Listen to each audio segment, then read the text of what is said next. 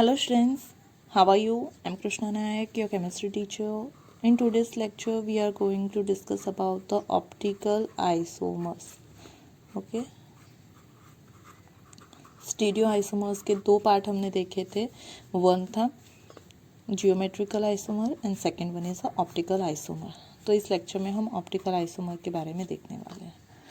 Optical isomer किसे कहते हैं, ओके, और किस तरह के होते हैं और कैसे आप उसे ड्रॉ कर सकते हो, कैसे आइडेंटिफाई कर सकते हो, वह सारी चीज़ें हम यहाँ पे पढ़ेंगे. ओके, चलो. ऑप्टिकल आइसोमर्स पढ़ने से पहले हमें एक बात देखनी है. जैसे कि कोई भी लाइट हो, ओके, तो वो लाइट डिफरेंट डायरेक्शन में क्या करती है, रोटेट करती है. ओके, जो हमारी लाइट होती है वो डिफरेंट डायरेक्शन में रोटेट करती है. उसका ऑसिलेशन डिफरेंट डायरेक्शन में होता है. ओके, एक लाइट है कि जिसका डिफरेंट डायरेक्शन में ऑसिलेशन है. ओके, एक ऑक्सीलेशन, ये हो गया, ये हो गया, ये हो गया. डिफरेंट डायरेक्शन में एक लाइट जो है वो ऑसिलेट कर रही है. ओके, चलो. अब उसे हम क्या करते हैं, तो हम उसे एक सब्सटेंस में से पास करते हैं. उसमें से पास करने से क्या होगा, तो ये डिफरेंट डायरेक्शन की जो लाइट है उसमें से हमें सिर्फ एक डायरेक्शन की लाइट मिलेगी. कैसी लाइट मिलेगी? सिर्फ एक ही डायरेक्शन की लाइट मिलेगी. मतलब सारी लाइट जो है यहाँ से जो पास होगी उसका किसी भी एक डायरेक्शन में, मैंने अप टू डाउन ऑसिलेशन लिया है, आप किसी भी डायरेक्शन में ले सकते हो, मतलब किसी एक डायरेक्शन में ऑसिलेट हो ऐसी हमें लाइट मिलेगी. ओके, अब ये हमारी नॉर्मल लाइट हुई और इस लाइट को हम बोलेंगे plane polarised light. Plane polarised light. Okay, चलो. जिस सब्सटेंस में से हमने इस लाइट को पास किया, मतलब वो क्या करता है, तो ये जो सब्सटेंस है, ओके, जो यहाँ पे ये हमने लिया है वो यहाँ से डिफरेंट वेवलेंथ की या जो ऑसिलेट कर रहे हैं हमारी लाइट, उसमें से सिर्फ किसी एक डायरेक्शन को ही पास होने देगा. ओके, उस सारे को एक में कन्वर्ट कर देगा. तो उससे बोलते हैं हम निकोल प्रिज्म. जब हम किसी लाइट को निकोल प्रिज्म में से पास करते हैं, ओके, तो वो उसकी डायरेक्शन सिर्फ एक डायरेक्शन में कर देता है और उस लाइट को हम बोलते हैं प्लेन पोलराइज लाइट. ओके, अब ऐसे ही प्लेन पोलराइज हमने लाइट ले ली. ओके, ये प्लेन पोलराइज लाइट हमने ले ली. अब उसे हमें क्या करना है, किसी एक सब्सटेंस में से पास करना है. ओके, उसे क्या करना है, कोई सब्सटेंस लेके उसमें से पास करना है. अगर उस सब्सटेंस में से उसे पास करो और वो लाइट एज इट इज़ रहे, ओके, नो चेंज, आप कोई भी चेंज ऑब्जर्व ना करो, तो ये जो सब्सटेंस है वो सब्सटेंस हमारा कहलाएगा ऑप्टिकल इनएक्टिव सब्सटेंस. ये सब्सटेंस क्या कहलाएगा? Optically inactive substance. Okay, optically inactive substance के जो ये लाइट है उसकी डायरेक्शन को अगर चेंज नहीं करता है, जैसा स्टार्टिंग में था वैसा ही लास्ट में रहता है, तो उस सब्सटेंस को बोलते हैं ऑप्टिकली इनएक्टिव सब्सटेंस. ओके, चलो. अगर वो क्या कर रहा है, ये हमारी प्लेन पोलराइज लाइट, उसे हमने अगेन किसी डिफरेंट सब्सटेंस में से पास किया. ओके, और जैसे ही हमने पास किया तो ऑसिलेशन था कुछ इस तरह से, लेकिन हमें मिला कुछ इस तरह से. मतलब जो था उससे वो थोड़ा सा क्या हुआ, तो राइट हैंड साइड में रोटेट हो गया. वो क्या हुआ, राइट हैंड साइड में रोटेट हो गया. तो ये जो सब्सटेंस है जो उसे राइट हैंड साइड में रोटेट कर रहा है, उस सब्सटेंस को हम बोल सकते हैं optically active substance. Optically active substance. और इस रोटेशन को हम बोलेंगे डेक्स्ट्रो रोटेशन. ओके, उसे क्या बोलेंगे हम? Dextro rotation. Okay, dextro rotation. और इस रोटेशन को हम मेंशन कर सकते हैं स्मॉल डी से या फिर प्लस.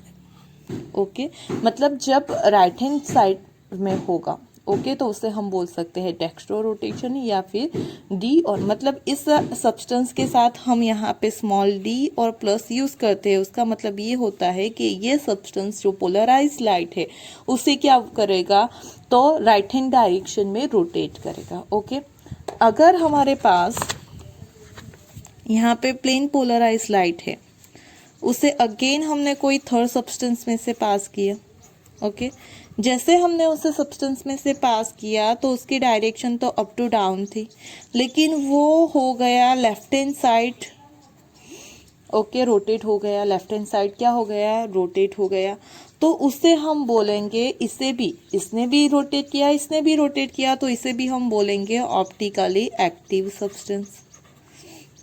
ओके मतलब प्लेन पोलराइज्ड लाइट को अगर वो रोटेट करते हैं then they are called the optically active substance, और अगर उसमें कोई चेंज नहीं आता है सब्सटेंस में पास करने से तो उसे बोलेंगे ऑप्टिकली इनएक्टिव सब्सटेंस। अगर वो रोटेशन राइट हैंड डायरेक्शन में कर रहा है तो वो सब्सटेंस को हम क्या बोल सकते हैं, स्मॉल डी से या प्लस से डिनोट कर सकते हैं। ओके जिसका मतलब है वो राइट हैंड डायरेक्शन में क्या कर रहा है, लाइट को रोटेट कर रहा है। अगर लेफ्ट हैंड साइड में कर रहा है तो उसे हम स्मॉल एल से और माइनस से रिप्रेजेंट कर सकते हैं, जिसका मीनिंग होता है लीवो रोटेशन। ओके मतलब वो लेफ्ट हैंड साइड में रोटेट कर रहा है तो लीवो हो जाएगा रोटेशन, और राइट हैंड साइड में हो रहा है रोटेट तो डेक्स्ट्रो रोटेशन हो जाएगा। और उस सब्सटेंस के नेम के साथ हम यहाँ पे स्मॉल डी या प्लस का सिंबल रिप्रेजेंट कर सकते हैं। तो किसी भी कंपाउंड में अगर ऐसा सिंबल रिप्रेजेंट किया गया है उसके नेम के साथ, उसका मतलब है कि वो सब्सटेंस प्लेन पोलराइज लाइट को या तो राइट हैंड डायरेक्शन में रोटेट कर रहा है या फिर लेफ्ट हैंड साइड की डायरेक्शन में रोटेट कर रहा है। ओके चलो तो ये जो ऑप्टिकली एक्टिव सब्सटेंस है, ओके वो अगर एक ही सब्सटेंस से इस तरफ करता है तो उसे डी से मेंशन करते हैं, एल अगर राइट हैंड डायरेक्शन में वो कर रहा है तो उसे क्या बोलेंगे, हम एल से रिप्रेजेंट करेंगे, और सारे जो सब्सटेंस है वो ऑप्टिकली एक्टिव सब्सटेंस कहलाएंगे। और ये जो ऑप्टिकली एक्टिव सब्सटेंस है उसे हम बोलेंगे ऑप्टिकल आइसोमर्स। उसे क्या बोलेंगे, ऑप्टिकली आइसोमर। ओके उसकी डेफिनेशन लिख लेते हैं हम पहले और फिर से समझने की ट्राई करते हैं। तो यहाँ से जो एक्सपेरिमेंट से जो हमने देखा प्रैक्टिकल से वो क्या है, तो coordinate compound coordination compound which can rotate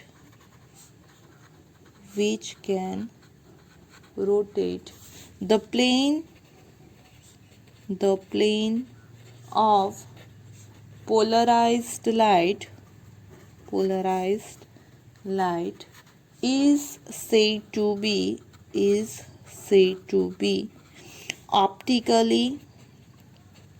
optically active. Okay उस कंपाउंड को क्या बोलेंगे, हम ऑप्टिकली एक्टिव कंपाउंड बोलेंगे। ओके अगर उसकी फॉर्मूला डिफरेंट है, ओके मतलब डिफरेंट फॉर्मूला होगी तो वो क्या करेगा, डिफरेंट डायरेक्शन में उसे रोटेट करेगा, तो उसे हम बोलेंगे ऑप्टिकल आइसोमर्स। ओके उसकी ऑप्टिकल आइसोमर्स की डेफिनेशन लिख लेते हैं। When the coordination compound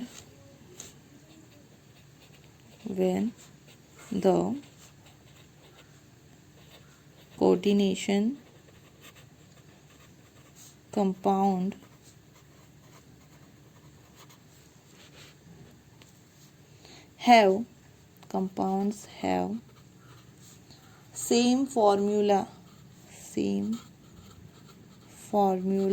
but differ in their abilities to rotate direction of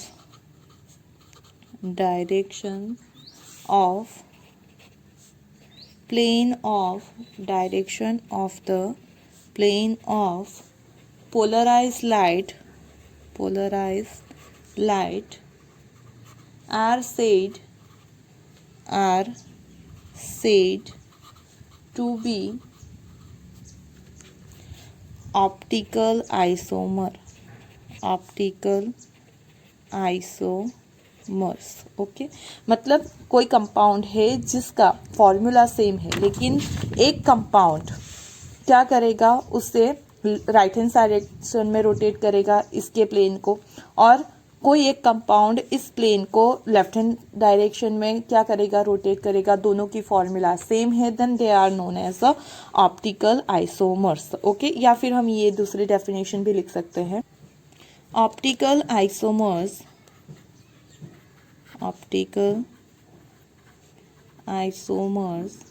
are mirror image that can not be superimposed on one another. Okay, मतलब दोनों एक दूसरे की क्या होंगे, तो मिरर इमेज, क्योंकि स्ट्रक्चर सेम है। ओके, उसकी जो स्ट्रक्चर फॉर्मूला है, मतलब मॉलिक्यूलर फॉर्मूला है, वो क्या है, फॉर्मूला सेम है। तो वो क्या, उसमें डिफरेंस क्या होगा, तो सिर्फ उनकी पोजीशन में, स्पेस में जो पोजीशन है उसमें कुछ डिफरेंस होगा। ओके, तो वो क्या करेंगे, उनकी जो ये जो सब्सटेंस है ऑप्टिकल आइसोमर्स, वो क्या है, तो एक पैर होगी, ऑप्टिकल आइसोमर्स एक पैर होगी, जो क्या होगा, एक दूसरे की सिर्फ मिरर इमेज। और अगर मिरर इमेज एक दूसरे के ऊपर सुपर इम्पोज्ड है तो वो कहलाएंगे ऑप्टिकली एक्टिव। ओके, और अगर एक दूसरे के ऊपर सुपर इम्पोज्ड नहीं है तो ऑप्टिकली क्या है, एक्टिव। और अगर सुपर इम्पोज्ड हो जाते हैं, एक दूसरे के ऊपर मैच हो जाते हैं, तो वो कहलाएंगे ऑप्टिकली इनएक्टिव। ओके, चलो एग्जाम्पल के तौर पे देखते हैं तो आपको ज़्यादा समझ में आएगा। ओके, कि कौन से हमारे ऑप्टिकली एक्टिव होंगे या कौन से ऑप्टिकली इनएक्टिव होंगे। ओके, लेकिन उसके पहले ऑप्टिकली एक्टिव होने के लिए जो एसेंशियल रिक्वायरमेंट है वो देख लेते हैं, कौन सी रिक्वायरमेंट है। तो जो भी कंपाउंड है, okay, compound should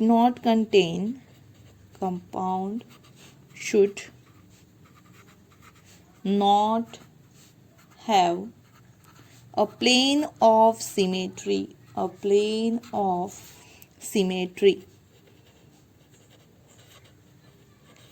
in its structure to be optically active,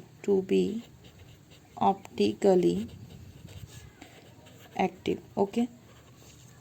जैसे कि हमारे पास हमारा हैंड हो गया। ओके, उसकी मिरर इमेज उसके ऊपर क्या है, तो सुपर नॉन इम्पॉसिबल है, तो वो क्या कहलाएगा, हमारा ऑप्टिकली एक्टिव सब्सटेंस। ओके, उसी तरह हम उसे कोऑर्डिनेट कंपाउंड के साथ कंपेयर करते हैं। एक एग्जांपल लेके देखते हैं, then you will get more idea. Suppose हमारे पास कोई एक कंपाउंड है, कोबाल्ट En3 3+। ओके, चलो अब उसका स्ट्रक्चर क्या हो जाएगा, तो उसका स्ट्रक्चर ऐसा कुछ हो जाएगा हमारे पास कि ये हो गया कोबाल्ट। अब En तो कैसा है, बाइडेंटेट है। ओके, बाइडेंटेट लिगेंड है, तो हम उसके लिए क्या रिप्रेजेंट कर सकते हो, उससे कुछ हम इस तरह से लिख सकते हैं, यहाँ पे En।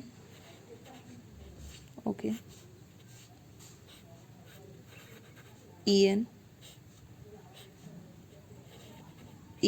ओके, ये एक हमारा कंपाउंड हो गया। अगर हम यहाँ पे उसका मिरर इमेज लेते हैं, ये हो गया हमारा 3+ यहाँ पे। ओके, चलो इसका हम मिरर इमेज ड्रॉ करेंगे तो वो कुछ इस तरह से आएगा। ए कोबाल्ट मिरर इमेज है तो ये En इस तरफ आ जाएगा। ओके, ये दूसरा इस तरफ आ जाएगा और ये तीसरा ये हमारा ये हो गया। चलो अब इसे यहाँ से उठाओ, इसके ऊपर रख दो। ओके, तो यू कैन सी दैट कि वो एक दूसरे से मैच नहीं होगा। अगर वो मैच नहीं हो रहा है so we can say that ये क्या है, तो it is optically active. Optically active. Okay, ये क्या हो जाएगा, ऑप्टिकली एक्टिव सब्सटेंस हो जाएगा। अगर ऑप्टिकली एक्टिव सब्सटेंस है तो उसमें से कोई भी एक डी होगा हमारा। ओके, डी फॉर्म होगा, और कोई भी एक जो है वो एल होगा। आप किसी भी एक को डी बोल सकते हो, किसी भी एक को एल बोल सकते हो। ओके, तो ये हो गया हमारा ऑप्टिकल आइसोमर्स। तो ये दोनों एक दूसरे के क्या है, ऑप्टिकल आइसोमर्स है। मतलब हम ये कह सकते हैं कि अगर हमारे पास COEN थ्राइस 3+ है, ओके, तो उसके लिए GI कितने होंगे, तो GI होंगे 0।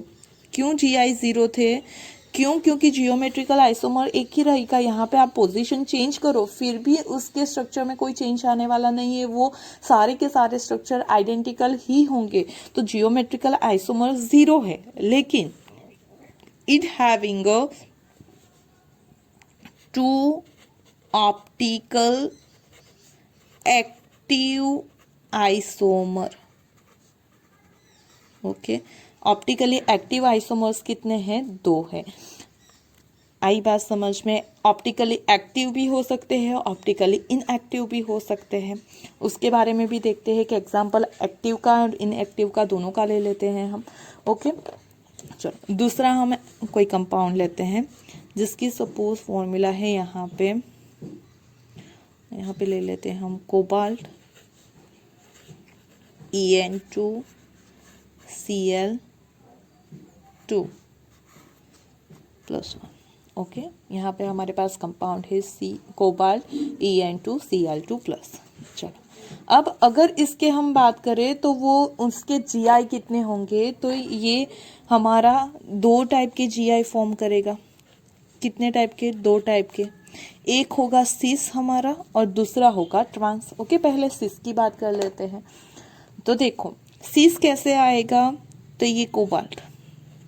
ओके, हमारे पास क्या है, तो टोटल कोऑर्डिनेशन नंबर यहाँ पे क्या हो जाएगा, कोऑर्डिनेशन नंबर।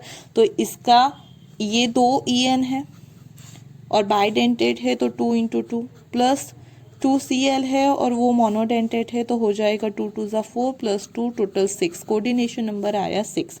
कोऑर्डिनेशन नंबर 6 है, मतलब ऑक्टाहाइड्रल शेप आने वाला है। ओके, ऑक्टाहाइड्रल शेप है तो अब क्या कर सकते हैं, तो ऑक्टाहाइड्रल में कुछ इस तरह से होता है 1 2 3 4 5 और 6।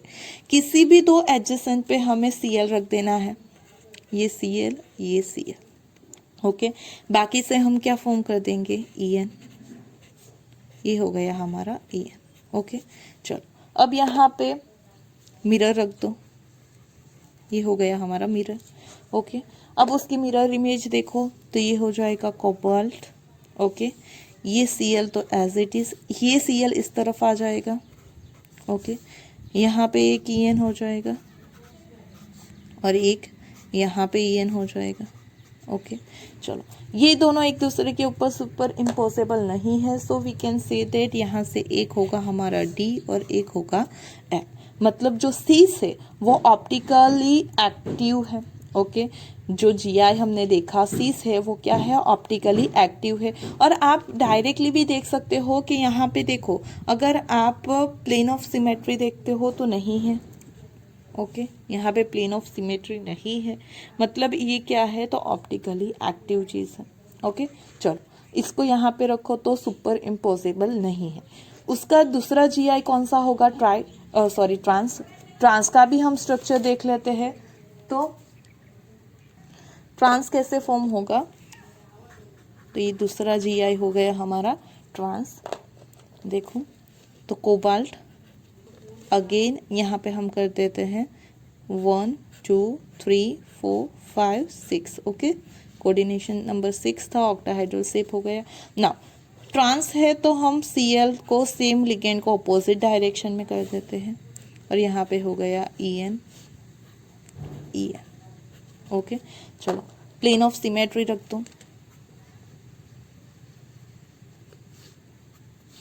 ओके, नाउ सी दैट जो कोबाल्ट है वो उसका मिरर इमेज AEN इस तरफ आएगा, AEN इस तरफ आ जाएगा, Cl और Cl ना, इसे यहाँ से उठा के यहाँ पे रखो तो वो क्या है, एक दूसरे के ऊपर एग्जैक्ट मैच हो जाएगा। So we can say that कि ये जो है वो क्या है, ऑप्टिकली इनएक्टिव। तो हमारा जो गिवन सब्सटेंस था उसके GI हो गए 2। ओके, जो हमारा गिवन सब्सटेंस था कौन, CO En2Cl2। ओके, उसकी बात करें अगर हम, तो यहाँ पे उसके जो GI है वो हो गए 2। ओके, ऑप्टिकली एक्टिव आइसोमर्स हो जाएंगे हमारे, ऑप्टिकली एक्टिव आइसोमर हो जाएंगे हमारे 2, और ऑप्टिकली इनएक्टिव भी हो जाएंगे हमारे 2।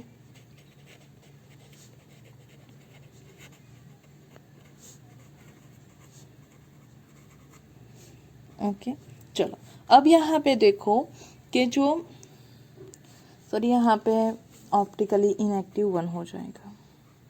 ओके, सिर्फ ये ही एक ट्रांसी जो है वो ऑप्टिकली इनएक्टिव है, तो ये हो जाएगा इनएक्टिव। तो ऑलवेज, और ये दोनों जो आपके ऑप्टिकल आइसोमर्स होते हैं, ये जो पैर होती है, हमने यहाँ पे जो ये पैर देखी, ओके, ऑप्टिकल एक्टिव आइसोमर्स की पैर, उसे क्या बोल सकते हैं, तो हम एनांशियोमर्स बोलते हैं। ओके, उसे क्या बोलते हैं, एनांशियोमर्स। तो मतलब कि ये जो ऑप्टिकल आइसोमर्स हैं, ओके, जो एक दूसरे के ऊपर सुपर इम्पोजेबल है, वो they are called as a enantiomer. Okay, these are called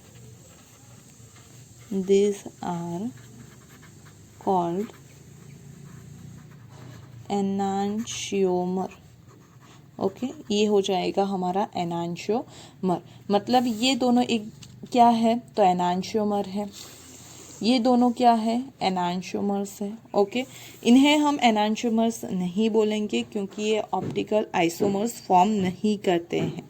okay, चलो, मतलब यहाँ एनांशियोमर्स कितने हैं, तो इसमें 2 एनांशियोमर्स है, ऐसा भी हम बोल सकते हैं। आई बात समझ में। तो जब भी आपके पास अगर प्लेन ऑफ सिमेट्री है, मतलब कि अगर वहाँ पे कोई भी ट्रांस है, देन वो हो जाएगा हमारा ऑप्टिकली इनएक्टिव कंपाउंड। ओके, वो हमारा क्या हो जाएगा, ऑप्टिकली इनएक्टिव कंपाउंड, जब भी हमारे पास कोई भी ट्रांस प्रेजेंट है तब। ओके, और अगर वहाँ पे कोई ट्रांस नहीं है, सीस वाली कंडीशन है, तो वो ऑलवेज फॉर्म करेगा optically inactive compounds. Okay, trans है तो इनएक्टिव, ट्रांस नहीं है तो एक्टिव। आई बात समझ में। चलो, अब जैसे कि हमने एक स्ट्रक्चर के लिए देख लिया था, वहाँ पे सिर्फ मैंने बोला था कि एंट्रेंस के लिए वो इक्वेशन आ सकता है MLABCD 1 2 3 4 5 and 6। ओके, अगर हमारे पास सारे के सारे लिगेंड डिफरेंट है, ओके, तो उस कंडीशन में इसके लिए मैंने बोला था आपको वो कितने GI फॉर्म करता है, 15। और ये 15 के 15 क्या हो जाएंगे, ऑप्टिकली एक्टिव। मतलब ऑप्टिकली एक्टिव जो है वो कितने आइसोमर्स होंगे, ऑप्टिकली एक्टिव आइसोमर्स इसके हो जाएंगे 30, क्योंकि जितने हैं उसके डबल, DNL के फॉर्म में। ओके, तो उसके ऑप्टिकली एक्टिव आइसोमर हो जाएंगे 30, और ऑप्टिकली इनएक्टिव आइसोमर हो जाएंगे उसके, इनएक्टिव आइसोमर हो जाएंगे उसके 0। ओके, क्योंकि सारे के सारे एक्टिव होंगे इन दिस केस, वहाँ पे कोई भी प्लेन ऑफ सिमेट्री नहीं है। ओके, और एनांशियोमर उसके पूछे जाए तो वो भी हो जाएंगे हमारे 30। तो आपको सिर्फ यही देखना है वहाँ पे कोई प्लेन ऑफ सिमेट्री है या नहीं है, उसकी मिरर इमेज एक दूसरे के ऊपर सुपर इम्पोज्ड है या नहीं है। अगर नहीं है तो एक्टिव होगा, अगर है तो इनएक्टिव होगा। अगर प्लेन ऑफ सिमेट्री है कंपाउंड में तो वो इनएक्टिव हो जाएगा। ओके, या तो फिर उसमें कोई ट्रांसपोजिशन है तो वो इनएक्टिव हो जाएगा, और अगर नहीं है तो वो एक्टिव हो जाएगा। ओके, आई बात समझ में। चलो, तो ये हो गया हमारा optical isomers. Okay, hope you understand about this. उसे हमें ज़्यादा डिटेल में नहीं देखना है, जितने हमने जीआई देखे उस सब के लिए आप उसे 1 बाय 1 देख सकते हो, लेकिन आपके लिए इतना भी काफ़ी है। ओके मतलब आप 12th स्टैंडर्ड में हो तो आपके लिए ये जो है वो यहाँ पे इतना काफ़ी है कि ऑप्टिकली एक्टिव आइसोमर्स किसे बोलते हैं और वो किसे आप फाइंड आउट कर सकते हो। ओके ऑप्टिकली एक्टिव क्या है, ऑप्टिकली इनएक्टिव क्या है, वो आपको समझ में आ गया होगा।